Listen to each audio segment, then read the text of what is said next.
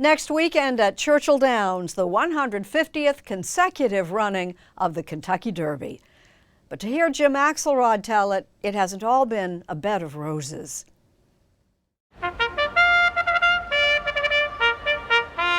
Every year, the Kentucky Derby is one of America's great pageants. As a horse-loving, hat-wearing, julep-swilling crowd of 150,000 plus breaks out its Sunday best on the first Saturday of May in the shadow of those iconic white spires at Louisville's Churchill Downs. Mike Anderson runs the track. First Saturday of May means something to millions of people. It's Derby Day. But this isn't every year. It's even more special. They're up! This Saturday, the longest continuously held sporting event in America will celebrate its 150th birthday. We have run a Kentucky Derby every single year since 1875. Chris Goodlett is the curator. This is our Triple Crown exhibit of the Kentucky Derby Museum. We've had 2 world wars, a depression, pandemics. We've always run a Kentucky Derby. Justify has won the Kentucky Derby! Jockey Mike Smith has had the most mounts in Kentucky Derby history, 28. He's won it twice. Are those 2 Derby wins different? Without a doubt. I've often tried to describe the feeling, what it feels like. I can't find words. This is a 1940 mint julep glass. Oh. Much of the history is a source of pride in Kentucky. Much, but not all. 13 of the 15 jockeys in the first Derby were black men, including the winner, Oliver Lewis, riding Aristides. Black jockeys won 15 of the first 28 Derbies, but then there were no black jockeys for an uncomfortable length of time, long past Jim Crow. But then from 1920 to 2000, no black jockeys. Why not?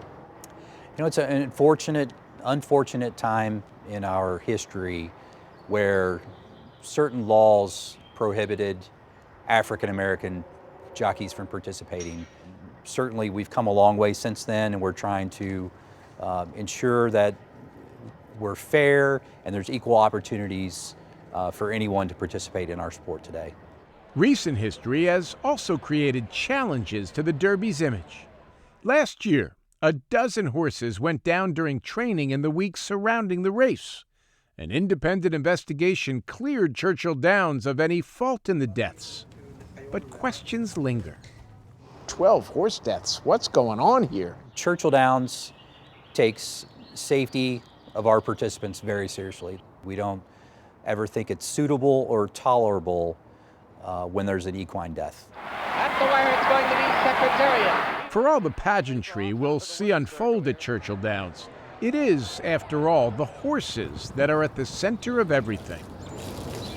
Which is why, during the last decade, they spent $500 million renovating and modernizing. The centerpiece is a $200 million paddock to showcase the magnificent creatures who are the stars of the show. I kind of feel like I'm standing next to Babe Ruth. Yes, the presence of greatness, I'd call it. Coming to the finish, American Pharaoh! American Pharaoh won the Kentucky Derby and then the Triple Crown in 2015.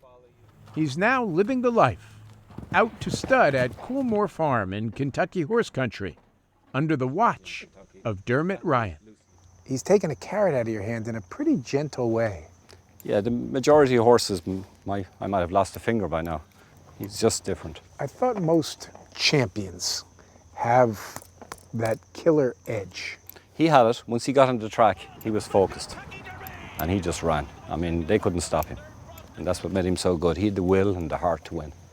This Saturday, for the 150th time, another 3-year-old will possess just a touch more heart than the rest of the field and end the day draped with a garland of roses. I get emotional now, just thinking about it. It's pretty neat. It's powerful, man. It's a feeling. I wish I could bottle that feeling up, man, and just let someone take a sip of it, man, because, I mean, it's amazing.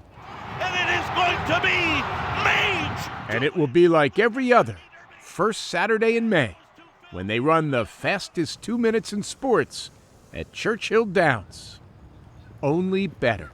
Every Kentucky Derby is special and unique, but there's something a little bit more special about our 150th. And they're into the stretch.